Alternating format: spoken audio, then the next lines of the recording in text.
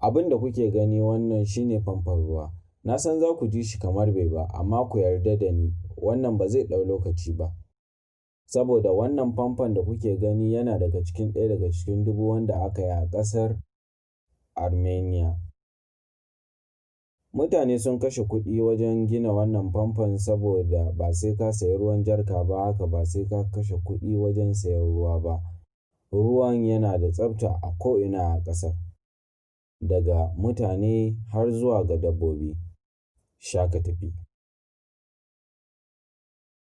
Ƙasar ruwa kyauta.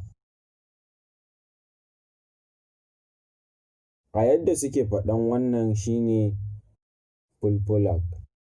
A yarena kuma zan kira shi abu mai ma'ana don rage jarkoki da kashe-kashen kuɗi.